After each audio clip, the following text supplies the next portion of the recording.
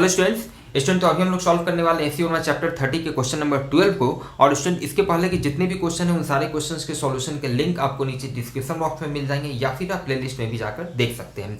और प्लीज़ जो भी स्टूडेंट चैनल पर नया है चैनल को सब्सक्राइब करें, लाइक करें, शेयर करें। और चलिए हम लोग शुरू करते हैं क्वेश्चन नंबर 12 को। क्वेश्चन नंबर 12 जो क्वेश्चन स्टूडेंट कह रहा है, a charge capital Q is placed at the center of an uncharged hollow metallic sphere of radius small a। आपका एक अनचार्ज्ड हॉलो मेटालिक स्फीयर दिया हुआ है, हॉलो मेटालिक स्फीयर दिया हुआ है जिसका रेडियस है स्मॉल ए। चलिए ठीक है।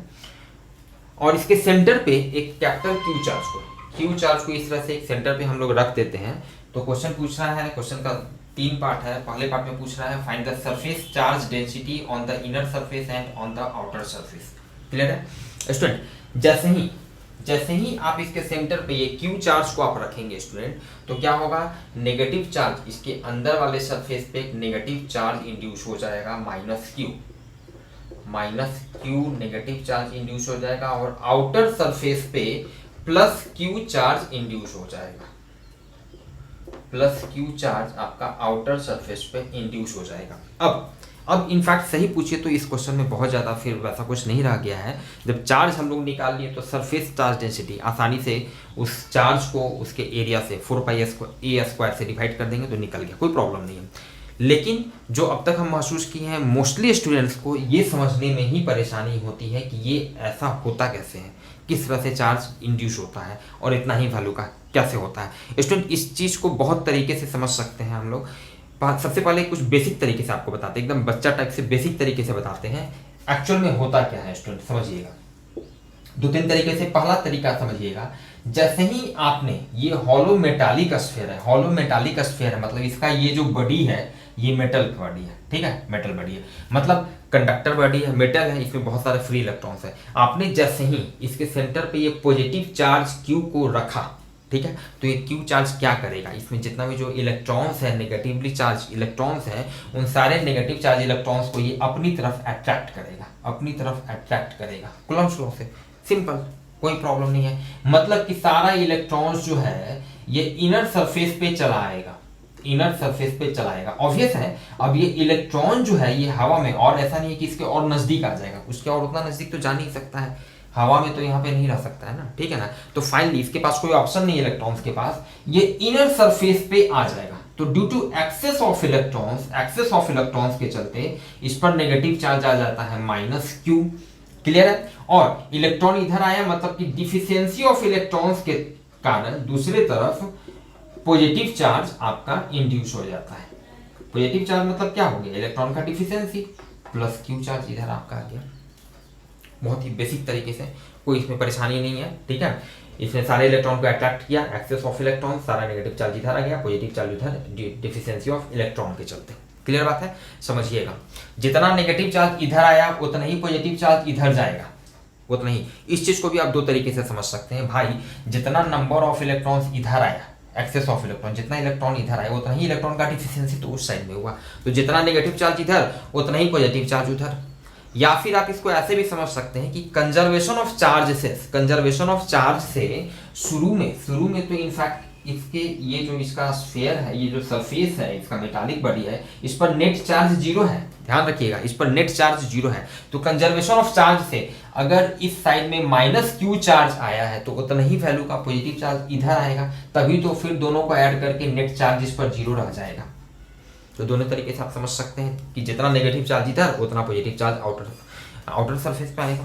क्लियर है स्टूडेंट? एक तो ये तरीका हुआ। दूसरा, आप इसको पोटेंशियल के टर्म में भी समझ सकते हैं। दूसरा तरीका समझिएगा, पोटेंशियल के टर्म में भी आपने जैसे ही इसके सेंटर पे क्यू चार्ज को रखा, क्लियर है, जैसे ही इसके सेंटर पे क्यू चार्ज को रखा तो ये पॉजिटिव चार्ज है। स्टूडेंट हम लोगों को पता है, काफी डिटेल से थोड़ी में आपको हम पढ़ाए हैं कि ये पॉजिटिव चार्ज है, तो इसके चलते इलेक्ट्रिक लाइंस ऑफ फोर्स होगा, ये रेडियली आउटवर्ड डायरेक्शन में इस तरह से इमर्ज होगा।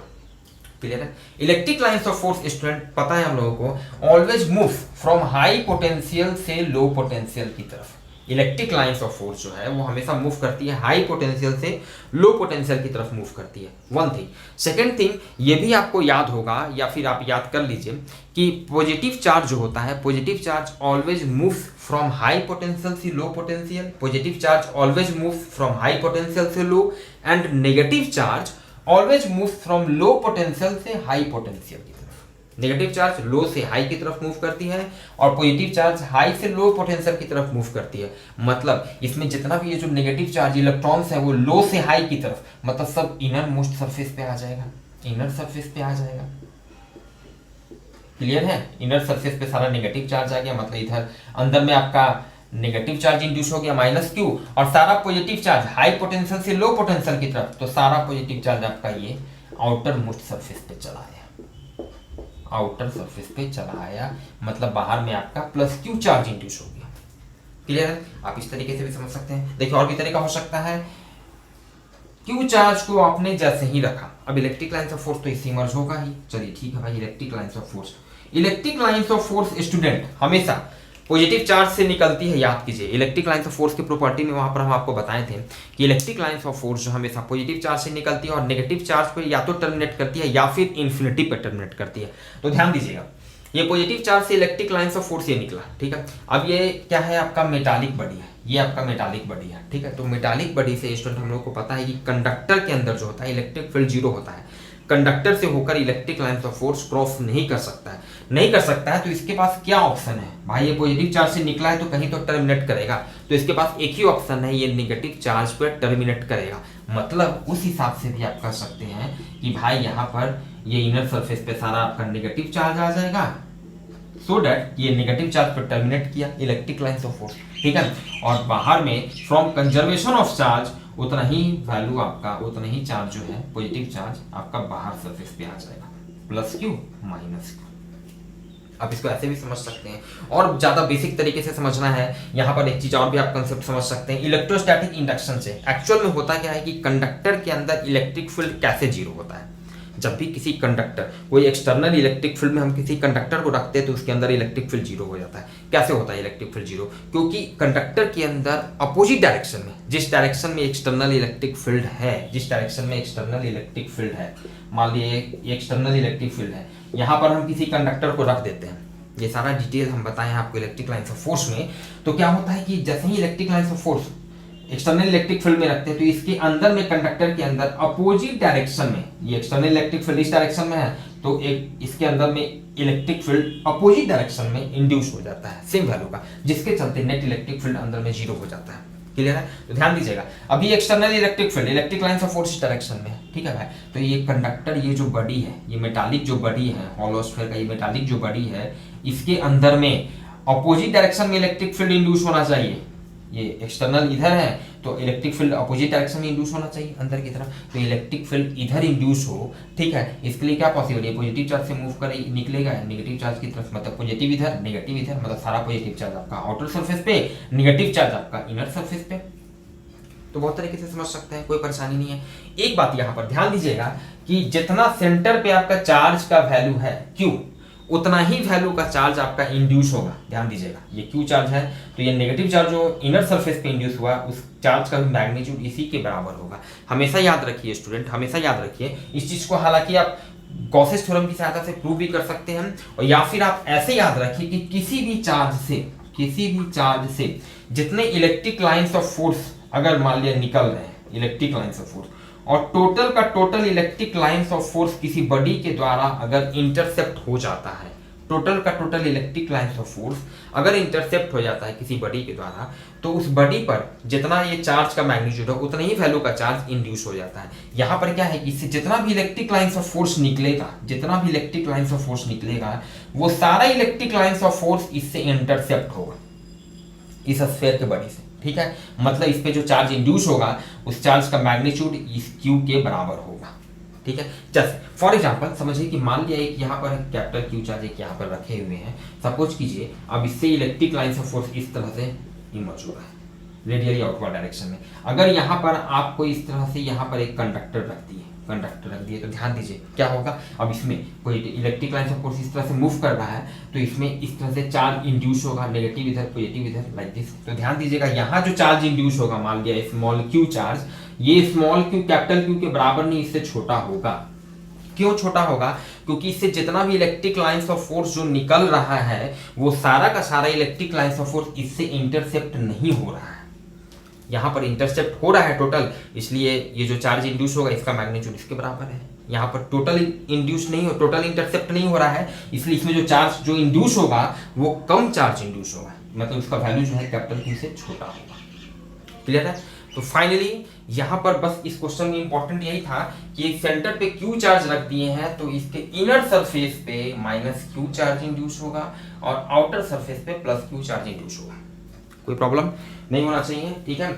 बहुत तरीका था, बेहतर होगा for future point of view, revision point of view, ठीक है। आप हर मेथड को जो भी हम आपको बताए हैं आप क्वेश्चन में, ये बुक में, कॉपी में, आप अपने लैंग्वेज में उस तरह से आप उसको लिख सकते हैं या फिर वीडियो तो है, ठीक है। चलिए अब देखते हैं क्वेश्चन में आगे क्या पूछ रहा है स्टूडेंट।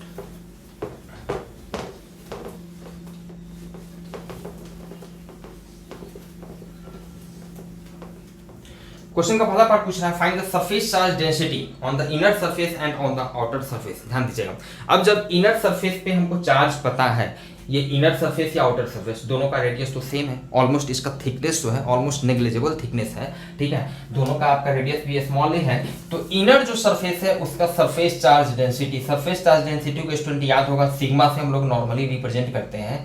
ये हम लोग 12 का ए पार्ट बना रहे हैं, ठीक है। तो इनर सिग्मा इनर लिख रहा है, मतलब इनर सरफेस का सरफेस चार्ज डेंसिटी। तो सरफेस चार्ज डेंसिटी के लिए क्या करते हैं, टोटल चार्ज में उसके सरफेस एरिया से डिवाइड करते हैं। तो इनर सरफेस में टोटल कितना चार्ज है, माइनस क्यू डिवाइडेड बाय इस सरफेस का एरिया कितना है, ए रेडियस का है, तो एरिया हो गया 4 pi A square. This is your answer. कोई प्रॉब्लम, कंफ्यूजन नहीं होना चाहिए। सरफेस चार्ज डेंसिटी ये पॉजिटिव भी हो सकता है, नेगेटिव भी हो सकता है, कोई मैग्नीट्यूड वाली बात नहीं है। तो जो चार्ज है वही चार्ज लेंगे, नेगेटिव चार्ज। क्लियर है? सिग्मा आउटर मतलब जो आउटर सरफेस है उसका सरफेस चार्ज डेंसिटी, मतलब आउटर सरफेस के यूनिट एरिया में कितना चार्ज है, surface charge density sigma outer. तो भाई टोटल चार्ज कितना है आउटर सरफेस पे, प्लस क्यू, ठीक है, डिवाइडेड बाई उसका एरिया कितना है, एरिया उसका भी उतना ही है 4 पाई ए स्क्वायर। तो इसको सिंपली प्लस लिख भी सकते हैं, नहीं भी लिख सकते हैं, तो 4 pi A square is your answer. ये ए पार्ट हो गया स्टूडेंट। बी पार्ट में देखिए क्या कह रहा है, बी पार्ट में कह रहा है if a charge small Q is put on the sphere. अब इस स्फीयर पे, ये तो हम लोग देख लिए भाई, इसकी इनर सरफेस पे माइनस क्यू चार्ज इंड्यूस हुआ, आउटर पे प्लस क्यू चार्ज अब है, ठीक है। चलिए अब एक स्मॉल क्यू चार्ज को हम क्या कर रहे हैं, is put on the sphere, इस स्फीयर पे हम पुट कर रहे हैं, इस स्फीयर पे हम रख रहे हैं। What would be the surface charge density on the inner and outer surfaces. अब इस केस में इनर एंड आउटर सरफेस का सरफेस चार्ज डेंसिटी क्या होगा। क्वेश्चन बहुत ही आसान है, बहुत ही क्लियर है, आप समझ सकते हैं। अब जो भी एडिशनल आप चार्ज देंगे, ये मेटालिक बॉडी है तो ये चार्ज क्या होगा, ये सारा इसके आउटर मोस्ट सरफेस पे चला जाएगा। आप किसी भी कंडक्टिंग बॉडी पर, किसी भी कंडक्टर पे, मेटल पे जो चार्ज देते हैं वह उसके आउटर मोस्ट सरफेस पे चला आता है to minimise surface charge density या to minimise electric potential energy for enhancing their stability, like this, ठीक है। थोड़ी में ऐसे इन बातों को हम लोग बताएं वहाँ पे। तो क्यू चार्ज जैसे ही आप यहाँ पर देंगे तो ये टोटल का टोटल आउटर सरफेस पे आ जाएगा। तो बी के केस में ये आपका ए का केस हो गया। बी के केस में फाइनली आपका सिचुएशन स्टूडेंट क्या होगा, सेंटर पर तो क्यू चार्ज है ही, ये माइनस क्यू चार्ज आपका इनर सरफेस पर है, माइनस क्यू आउटर पे ध्यान दीजिएगा, पहले से तो क्यू चार्ज था ही, अब क्यू स्मॉल क्यू चार्ज को आप दे दिए हैं तो आउटर पे अब हो जाएगा finally capital Q plus small Q charge.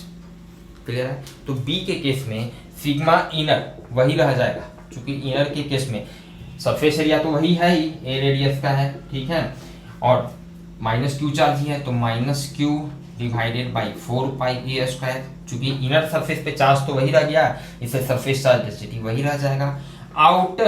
Outer surface का सरफेस चार्ज डेंसिटी जो होगा वो अब कितना हो जाएगा, टोटल चार्ज अब हो चुका है Q plus Q divided by 4 pi A square. Clear student? चलिए सी पार्ट में देखते हैं। Find the electric field inside the sphere at a distance small x।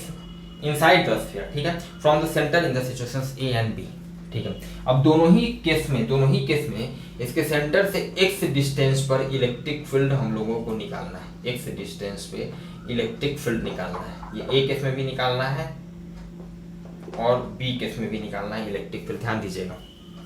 दोनों ही केस में student in fact result answer same होगा। क्यों सेम होगा? Gauss's theorem की सहायता से आप समझ सकते हैं। गॉसेस थ्योरम क्या होता है? E dot d equal to net enclosed charge Q in by epsilon naught. तो नेट इनक्लोज्ड चार्ज, अब x रेडियस का है तो ds सरफेस एरिया दोनों ही केस में क्या होगा? 4 पाई x स्क्वायर होगा, ठीक है। और नेट इनक्लोज्ड चार्ज दोनों ही केस में नेट इनक्लोज्ड चार्ज, ये जो स्फीयर आप बनाएंगे, ये जो गॉसियन सरफेस पे बनाएंगे इलेक्ट्रिक फील्ड यहाँ पर कैलकुलेट करने के लिए, ये जो डॉट वाला, ये जो गॉसियन सरफेस जो बना है, दोनों ही केस में इनक्लोज्ड चार्ज, इस स्फीयर के अंदर का चार्ज कितना है? Q है जो सेंटर पे। तो इनक्लोज्ड चार्ज का वैल्यू भी सेम है, सरफेस एरिया 4 पाई x स्क्वायर भी सेम है, तो इलेक्ट्रिक फील्ड का वैल्यू दोनों ही केस में सेम होगा। तो फॉर बोथ केसेज यानी कि दोनों ही केस में क्या हो जाएगा? गॉसेस थ्योरम की सहायता से हम लोग लिख सकते हैं E dot d A equals to net enclosed charge divided by epsilon naught. This becomes E electric field का मैग्नीट्यूड है जिसका वैल्यू हमको निकालना है x डिस्टेंस पे जो पूछ रहा है, क्लियर है। डीए क्या होगा? इंटीग्रेशन करेंगे तो total surface area, x radius का जो स्फीयर बन रहा है उसका सरफेस एरिया कितना हो जाएगा? 4 पाई x स्क्वायर, और हर जगह इलेक्ट्रिक फील्ड और एरिया वेक्टर के बीच का एंगल 0 डिग्री, क्लियर है। थ्योरी पढ़े हो तो एकदम आसानी से तेजी से लिखते चले जाएंगे। नेट इनक्लोज्ड चार्ज दोनों ही केस में Q ही चार्ज अंदर में है, ठीक है। बाहर का जो अपना हिसाब किताब हुआ, इनर सरफेस में तो माइनस Q दोनों ही केस में रहेगी, आउटर में चेंज हो गया, मतलब ही नहीं है। इनर में इस x रेडियस वाले स्फीयर के अंदर Q ही चार्ज है दोनों केस में। So this becomes Q by epsilon not. Finally ये इलेक्ट्रिक फील्ड कितना हो गया? Q by 4 pi epsilon not a square. Question number 12, दोनों ही केस में आपका इलेक्ट्रिक फील्ड कितना हो गया? This is your answer, clear student. तो मिलते हैं स्टूडेंट फिर नेक्स्ट क्लास में नेक्स्ट क्वेश्चन के सॉल्यूशन के साथ। Thank you.